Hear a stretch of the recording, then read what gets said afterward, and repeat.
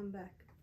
My name is Teresa de Jesus Aispuro, and this is episode 2 of Nobody Asked. And today we're gonna be reviewing the topic. Today's episode is I'm a hopeless romantic. Nobody asked. So I'm just gonna go ahead and get started because I've been preparing since I don't know what time, and it's dark outside already. So we're just gonna get started. Wait, not yet actually. As you can see here, I have my little sweet, all noisy. It sounds like a box of chalk. So I have the Sweet Hearts, the original. I'm gonna go ahead and just munch on these. They're my little snack. So on the front says cutie pies, and I'll read them to you as I'm snacking. What you guys are hopefully gonna see soon, I don't know if it's before this video or after this video, I'm gonna be uploading a vlog on my trip to LA for Valentine's Day and the day prior. But what you'll see on there is that I went to Trejo's Cantina and also Trejo's Donuts. And then these are the little Valentine's Day cards that I got. So they're really cute. And I just got them for myself, but I wanted to include that on here. I'm gonna lay these down because we don't want to start a fire hazard. I'm gonna go ahead and light my little candle before we get started. And I've only been burning this, well, this is only like the second video. So this is my second time burning the candle. Open these up now. That's so cute. It says to and from. To Teresa, from Teresa. Let's see what the first one is before we get started. Oh, okay, took him out. Blue and pink, okay. It says marry me.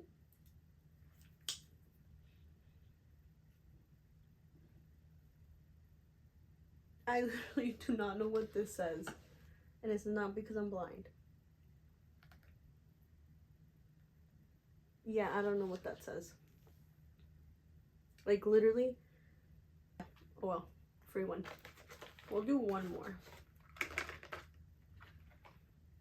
This one's cute.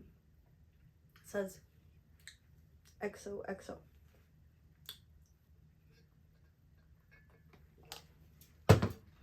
I was gonna put lip gloss on, but I'm gonna eat those and be drinking water, so what's the point? And then I got my Hello Kitty cobija that I feel like is very Valentine's Day themed. Like she has candy hearts, cute chocolate. I want to ramble on about me being a hopeless romantic, whether I like it or not. What is a hopeless romantic? And then I just got this from, I think, Google, so don't come for me if you don't agree, I guess, on the definition. Seeing love as something perfect and all-conquering, overlooking challenges and complexities of real relationships. Nothing being like a real relationship. Okay, so for me, I feel like I'm a hopeless romantic. When I have a partner, whatever you want to label that as, I treat the person with the bare minimum, which is respect. I don't want to treat them in a way that I wouldn't want to be treated, and I like being in love. Like, I don't get when people are like, ew, no, or like I like being in that energy, and that could be kind of bad. I don't want to say like depend on being in a relationship, but I really enjoy when I'm in one. Going back to like I wouldn't treat them in a way that I wouldn't want to be treated, kind of ties into how social media or society sometimes be like those random Instagram videos that be like 5 ways to get him wanting you, or like 3 ways to manipulate men or something, and I'm like, who is this for? And who is like, I need to put this out there, because I don't think that's right. Or when it just be these posts that are like, maturing is realizing that it only works when he loves you more. And I've heard that in real life, of like, you just have to be with someone that loves you more. And it's like, they're not talking about loves you a little more. No, they're saying you need to be with someone that loves you more than you love them. And I don't agree with that. Like, that's, I feel like having like a power, what is it called? like a power trip, or like you having like a one up on them, like, I know you love me more. Like, that's not love, girly. No. So that ain't me. So I don't treat people like that, knowing like that I have like a one up on them or something. Like, when I'm in a relationship or when I'm with a partner, like, we're equal. Like, and I would want them to know that we're the same in that sense. Like, we both want to be with each other. We both want these things, period. And it's not always that easy. So with being a hopeless romantic, obviously there's other people that claim that same thing too, or that they love or whatever, and they're gonna view that differently. We all do. But I can acknowledge that with me being a hopeless romantic, it definitely has its highs and lows. I guess highs, I put like little green hearts for like green flags, I guess. So for me, when I think of, oh my gosh, like, I'm a hopeless romantic, or this is what I would want from the person, I don't know, I'm not gonna put a label on this. This is what I want from him. I put grand gestures, thoughtful surprises, for like the thought of like what it is to be a hopeless romantic or whatever, right? For a red flag, I put unrealistic expectations, because they literally tie into both. I can identify that that's like my love language, like gestures, thoughtful surprises, like, I guess like gift giving, or like acts of service or something like that, but in like a big way. So when I think of like, oh my gosh, like this and this, then I'm setting myself up for unrealistic expectations. Duh. And that could lead to tolerating if you or your partner or both are hopeless romantics. Like, because you're so in love, you tend to tolerate a lot. Because why? Like, really love them. Or you start to excuse things because, well, it's because that's just the way they are. Or you start to ignore certain behavior. Maybe they didn't act like that in the beginning, but now they are, and you're just kind of like making excuses and ignoring the behavior, because love conquers all, basically. Ignore patterns of the partner or even yourself, like, that maybe you can acknowledge, like, oh, that thing I did was like me tripping, I was being kind of whack. But then you're like, oh well, like, I really love him, like, he knows that I like really love him. No. Doing all of those things, whether it's you or your partner or both of you, because you're a hopeless romantic, because you are so in love, like, you're holding on to this really nice, beautiful thing, which is caring about someone, loving someone, that positive energy. Except when you keep ignoring all that negativity because you put this positive thing in front of it, you're just turning it really ugly. Like, you're packing all this like mud onto this really beautiful thing and expecting its light to shine through. It's gonna get a little dark in here. And doing things like tolerating, excusing, and ignoring certain behavior patterns, that can be not too great if you're already being emotionally immature, whether it's like intentional or that's just the way you currently are, like you or your partner. That doesn't help with the fact that maybe you're unhealed, and that doesn't help the fact that maybe you guys have insecurities, whether you're both aware of each other's or not. And not being confident in those hard conversations in a, going back to the beginning, real relationship. You not wanting to start an argument, or, oh, like, this is gonna be so awkward, I don't want to bring it up, or, I don't want to look so needy.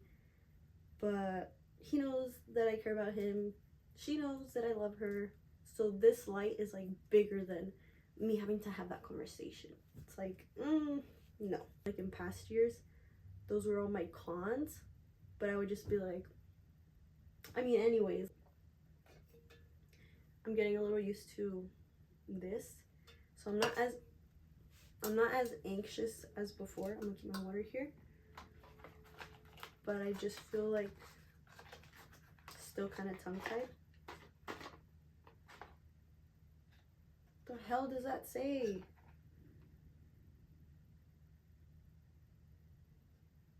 Okay, this one, I remember now. Okay, it's the dust that low-key makes it hard to say. You gotta kind of lick it to be able to read the message. It says you plus me. I should have done that with the other one. Ooh, I think that's a sign, guys. You plus me times 2. Those aren't as nasty as I remember them being. So though it has its pros and cons, in this moment of my life, I feel like I can say that I'm happy that I'm that way. I'm happy that I am a hopeless romantic, that I always end up going back to like, well, no, I still believe in love. And I know I've had some times where I'm like, I'm done. I'm so done with him. I'm through. And then I go back to being like, no, I really believe in love. And I know my friends are like tired of me. Like, they probably like, this bitch bipolar. Oh, talking about freaking being delusional. This one literally says, move in. Not sweetheart started something. Oh my gosh. Wait. Oh wow, I smudged it. Is this a sign? It says move in again. I think we're moving too fast, guys. Been there, done that before. Okay, anyways, I can say that I'm happy that I am a hopeless romantic right now. In this mindset, the fact that I've healed a little better. I definitely did not feel like that at all. Even like a handful of years ago. I can't say I've always felt that way. I had moments where I wish I could not care as much, think as much, or hold onto the potential too hard as I continue to have experiences, failures in relationships, or just being like frustrated with the thing that is called dating in this day and age. I feel like I eventually got to the point of like, oh my gosh, like I hate going through this, and I hate that this is like a pathetic excuse of like being able to call this like dating. These are the fools that are out here. This is the behavior. Like, this is whack. Even though I was like, ew, no, like I don't want to date anymore. Being a hopeless romantic, I'd be like, well, then that just means that like they're not the one. I definitely would get frustrated with that. I would overthink too much in that moment of like, why isn't this like working? Why does this not feel right? Why is this not successful? Going back into the not being healed or emotionally mature or not being confident to have certain like conversations, it just leads to me overthinking. What if he's not the one? What if he is the one, but he's just going through things right now? What if I'm confusing it right now? What if it's actually that guy that I stopped talking to? What if it's a guy I don't even know yet? What if I'm not even meant to be dating anyone because I'm gonna meet him down the road? And if I'm talking to any of these fools, I'm not gonna meet him. Girl, shut up. Too much what ifs. Like, literally like that thing of like parallel universes. That's how I be thinking in my head of like, but what if, like, what if? And it's like, what if you shut up for once? Yeah. So at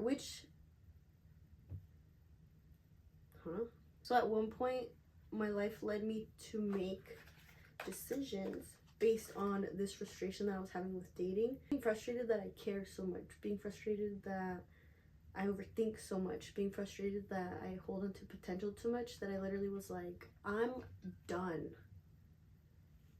Let me get destructive. And that's not good.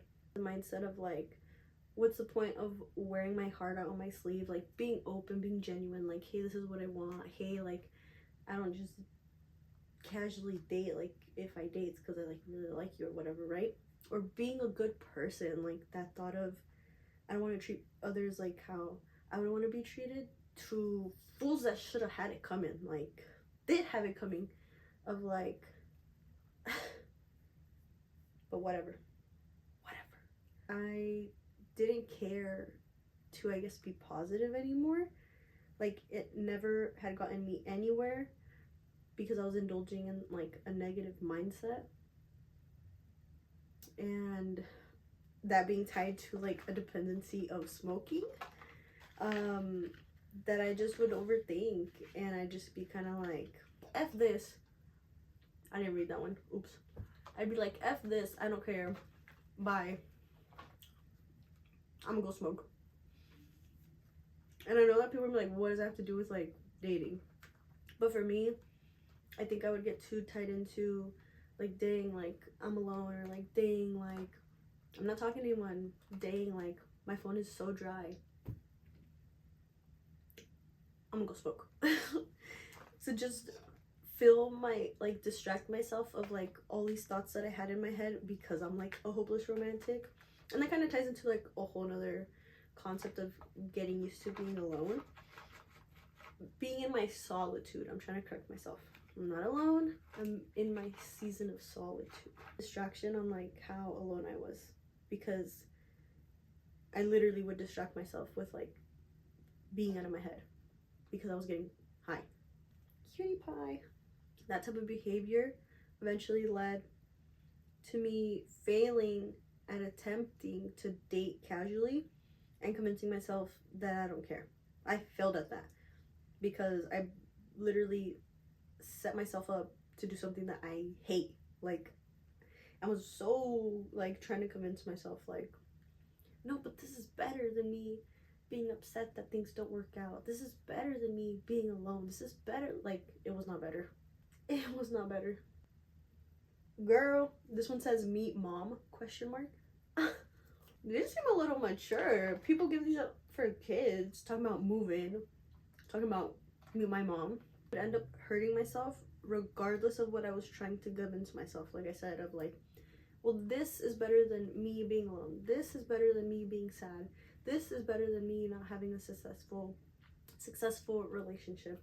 This is better, like continuously just being like, okay, right now it kind of feels like this sucks, but it's better. How does that make sense? I think if it was better, I would feel that it was better. No? I had moments where I just didn't feel satisfied. I would feel sad or lonely more than I already did when I was alone, when I was doing things like casually dating or hooking up. And that made me realize that it was because I desired something authentic. Me trying to convince myself, like, duh, you're gonna feel this way. Like, you don't want that. You want this. And you're trying to be like, no, I want this. When you can't just be like, it's not like a physical thing. You can be like, turn that off. Like, that's in here.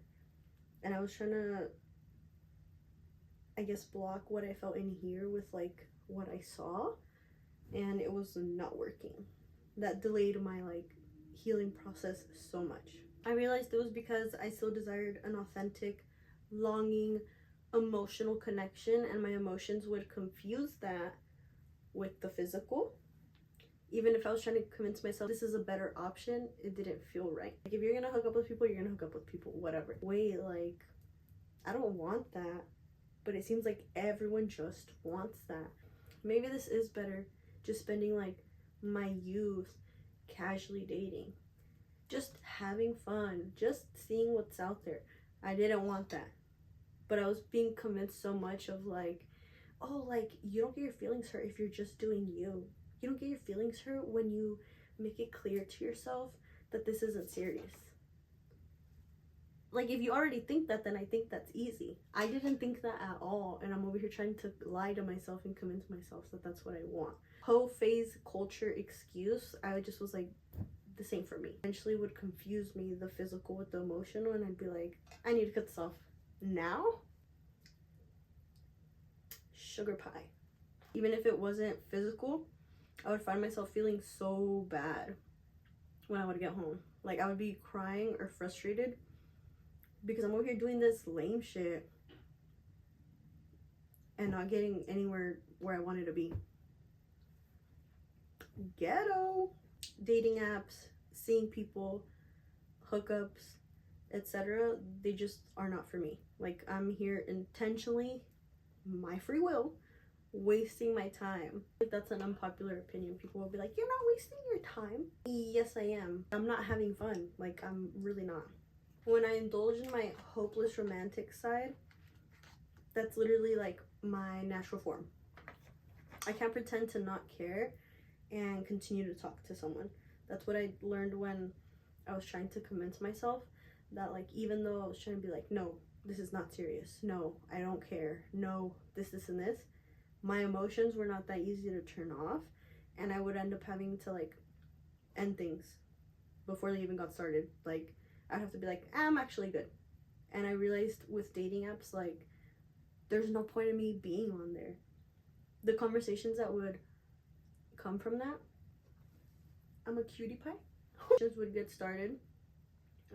They would literally just get started, and they would, like, that's it.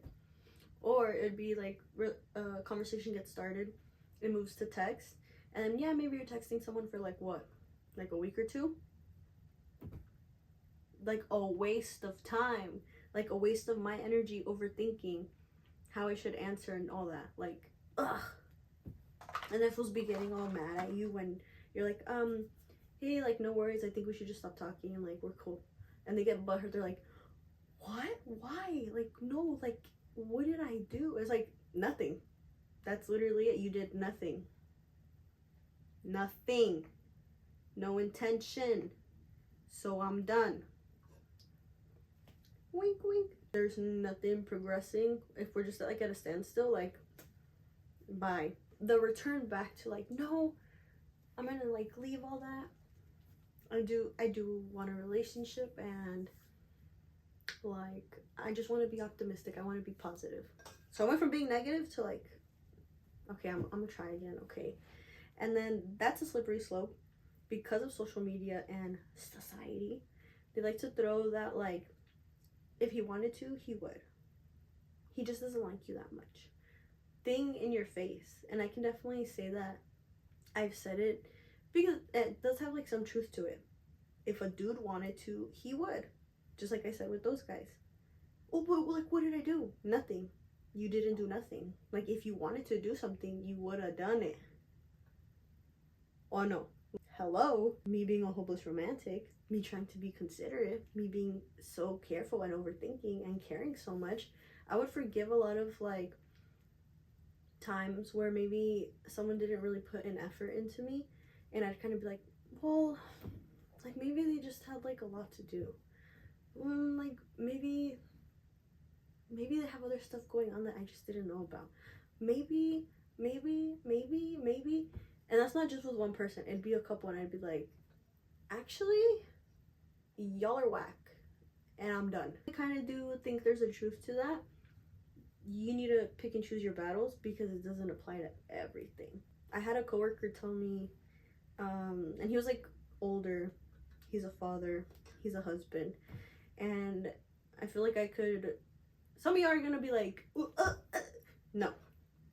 I was getting advice from him as an elder, okay? And he was telling me, like, you need to just acknowledge that guys are stupid. Okay, that's true. And he's like, guys are stupid. Even me, that, like, I think he said, like, that he was older. Like, if you as a woman don't tell a guy what you want, like, maybe he's not ever gonna know that. Which I can acknowledge, like, okay, there's some things I'm not gonna go and tell a guy that I want, because it's like, at that point, like, you can maybe just make an assumption or think, like, that's not gonna be a deal breaker. Like, I'm not gonna tell you that I want flowers because I would want you to get me flowers because you would think that that would be nice or cute. I'm not gonna beg you for flowers. I'm not gonna do that. But maybe I could be mature and say, hey, like, I really appreciate when you're thoughtful with things that you get me. And I feel like in a way or another, it's like, come on, like, I feel like you can know your girl. There's some girls that be like, I don't like flowers. And it's like, okay, cool. I hope you get a dude that doesn't like buying flowers then. But it's like, there's just certain things that I'm not going to tell you, like, I'm not going to do that. But I get what he was saying in regards to, like, guys are stupid and sometimes you have to tell them. And that's what I learned. Okay, like, if I want something to be bettered in a relationship or that I feel like needs work, then I just know that I have to be mature too and bring it up. So that's where I kind of was like, okay, I'm understanding what he's saying of, like, I can't just believe the whole, if he wanted to, he would. Maybe he doesn't even know.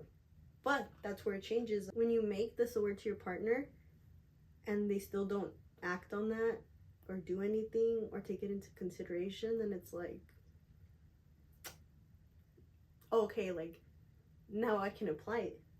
He really just does not care. Okay. I just have to work on that in the future, because, baby, right now, I'm not talking to any of y'all. Work on that for the next time. Feeling me? You wish. Conversation of if he wanted to, he would. Like I mentioned, I kind of like think there's a truth to it, but let's not push it. I feel like it creates like a fork in the road. Like, I understand that he's busy, or maybe he doesn't have like the financial or whatever. And then also it's like, maybe you're using these excuses to justify why your boyfriend's lame. If you find yourself a lot of the times doing a pros and cons list, dump him. XOXO. I've really forced myself to learn to try to love myself more in general, but also more than I'm loving someone who maybe doesn't even deserve it. Or maybe I'm caring about someone or putting in effort more than someone is to me. Like a crush or a partner, or like an old relationship, or even a friendship sometimes. Even relationships with our families. Like, if you know that you don't even be loving yourself in general, work on that before you're trying to work on a relationship that's like struggling and you're putting the part in. Like, take that advice lightly, but acknowledge it, that like you should be putting in as much as that effort into loving yourself, and you're gonna hopefully be able to, you're not gonna let things slide anymore. Meet mom. Fools that would be like, we're not dating, we're casually dating, like we're seeing each other, not dating. Never have we talked about family. Talking about, does your mom know about me? Why would she know about you? Like, does your mom know about me? And depending on the answers, like, why does your mom know about me? Because we don't even have anything defined. That's what these little things reminded me of. Talking about meet mom. Why would I meet your mom if you don't even know what we are? Get out of my face. Okay, date night. Me to myself. I want to like learn to love myself in general, more in general, and I'm still working on that. So don't think that I'm over here being like, you need to love yourself more. Like, I hate that type of like toxic positivity. It's not like a switch that I can just turn on. It's hard for us sometimes, you know. Let's wrap it up. I'm basically gonna review some plots, cliches, movies, describe the plot a little bit, and then decide if me being a hopeless romantic, at least for me, sees that plot or movie as romantic or ruthless. Because yes, I love some of these movies, but like, be so for real. This is why it's a movie. Not even me is gonna be pulling any of this. Romantic or ruthless. Okay, let me shut up. Starting off with, I think, one of a lot of people's favorites. That plot of like waiting for someone, waiting for that person. Like, I don't want anybody else, even if it's years. Even if that means once you're reconciliating, is that the word? Your relationship, your past, because it's been years. Leaving partners, like leaving your current partner for the so-called the one, and the risk of it working out this time or not. So The Notebook, okay, spoiler alert, how old is that movie? Anyways, but the plot goes from like this guy telling the story he has in the notebook of him and his wife, the love of his life, right? So it's kind of going back and forth. Like, yes, we don't know the end till the end of the movie, but it's kind of like given the vibe of like there's a happy ending because we're talking about back in the day. Like this is when the story takes place, you know? So yes, maybe you could feel a little more like comfortable, but like imagine you reconnecting with that ex, not just an ex, that ex from like a very young age. Like it was clearly toxic, but you guys were so passionate, ending on like it was a messy breakup. Like we're crying, you saw me cry, like family was involved, friends were involved, like everyone knows it's a touchy subject. Imagine reconnecting with that ex when you're already engaged or married, and you start to feel that like, oh my gosh, like we're still in love. And then eventually, yes, maybe you acknowledge, okay, I'm gonna leave my partner then. I'm gonna say, screw it, whatever. You still have that risk of it maybe not working out because this is an ex for a reason. It didn't work out in the past. Like that risk is still there. So for me, waiting for a person, no one else, I don't want no one else, and I'm gonna wait years, and I'm gonna leave my partner that I was very much in love with and happy with, and he was successful and he never did me wrong. I'm the one doing wrong, and I still kind of might have the risk of it not working out because that's literally what our past is about. That it says that's ruthless. I don't think that that's romantic. For me, that's giving headache. For me, I'm setting myself up. Like, sorry Noah. Sorry Noah. Okay, next plot or cliche. From enemies to frenemies to friends to lovers. Being genuine with each other. Maybe deciding that your type or the opposite of what your type might be could actually be the one. Being open, or not the one in the case of what your type usually is, if that makes sense. Being open to something different. As mentioned, like a process of like, it wasn't love at first sight. It took us a while to get here, and that's why I'm opening my eyes to the possibility that like, what? Like this dude could be my type? I'm interested in this person? Like what? And then a grand gesture, like I mentioned in the beginning of the video, backed up by intention. Okay? Grand gesture backed up by intention. Words and actions. And we're talking about How Harry Met Sally. This is one of my favorite movies. I didn't watch it till maybe like a couple years ago, so very recently compared to other people. That it says romantic. I feel like it's giving very realistic. Maybe in real life they would have tried it out sooner than all those years passing, but I think it's realistic of like, oh wow, this person that's been around kind of, who now is like my friend and I care a lot about, I'm interested in them. Like what? So yeah, I'll give How Harry Met Sally romantic. Friends to lovers because of movie magic, basically. But reconnecting with a guy, here we go with reconnecting with past people. I think this is why people like entertaining their exes, because of the movies. I think this is why people like to stay friends with their exes. I think this is why people like to keep that connection with a person that we're so intimate with, like because of the movies. Reconnecting with a guy who had a crush on you, who is now engaged, and you developing a crush on him and expecting a happy ending, you being flirty and hanging out with him, etc., while he's engaged, like, because you finally need to figure your stuff out. We're talking about 13 going on 30. I love this movie too. I had my own Maddie. I was not acting like Jenna in this, mind you. But I can definitely understand that like reconnection of like a childhood friendship, and eventually dating, and it's like so, what's the word I'm looking for?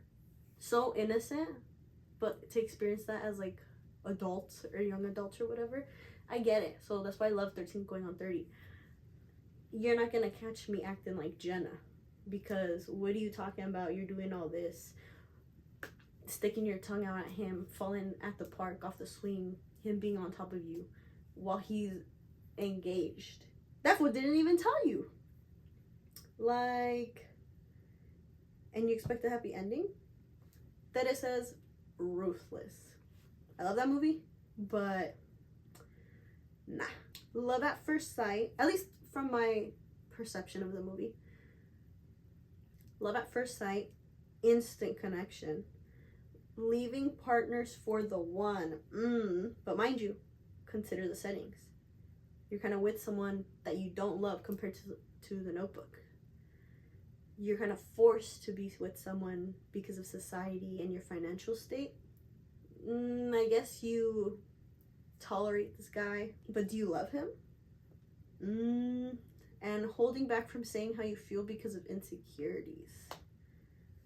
To sum it up, we're talking about Titanic. I didn't want to blurt it out too obvious. I feel like a lot of what motivated Rose and Jack to get together was the fact that they were probably gonna die, and they wanted to live the rest of the time that they maybe had together. I feel like that's what really set the circumstances in. But also, she was with a guy that she didn't even love. Like, that's her fiance that, like, treats her like shit. Like, no. So in this case, I will excuse the leaving your partner for the one, because baby, that's young Leonardo DiCaprio. That's Jack. Like, hello? That it says romantic. And I loved Titanic in freaking elementary school. Oh my gosh. Instant connection. Forgiving the one after disrespect because you love them. We're talking about grace. We're talking about changing yourself for the one, for the guy, especially when we're talking about looks. And I'm basically comparing it, because I loved Grease, but if we're talking about the game that we're playing right now, which is romantic or ruthless, this dude that disrespected you, he literally like gave I'm embarrassed to be seen with you vibes. Like, he gave, yeah, like, I hit to his homeboys, and that was not true. He was over here playing lover boy at the beach, and now he's over here playing, yeah, I hit. Like, you're not about to disrespect me and then be embarrassed. Literally 2 seconds later, you were like, Sandy! Like, get out of my face. I could never. And also, in regards to Sandy changing her looks for a guy, forgiving him, and him continuously disrespecting her again, and then still being the topic of this video, a hopeless romantic. She's hopelessly devoted to him. Bruh. Compared to, you can have your own opinions, but Rizzo and Kaneki, like, Rizzo's over here singing, like, Worst Things, or The Worst Thing I Could Do, whatever that song's called, because instead of being hopelessly devoted to someone like Danny, she's over here like, the worst thing I could do is cry in front of someone like Kaneki. Like, I could also hurt someone like me out of inspired jealousy. Like, she knows that, like, like, we're, like, really similar, but at the end of the day, you're not gonna catch me crying over you, but I also know I still, like, have feelings for you, and, like, damn, like, I'm not gonna hurt you just because I'm freaking angry or jealous. So if she's gonna change, it's because she's gonna change her behaviors and attitudes for the best, because you love them, not just change your looks because this dude's embarrassed to be with you.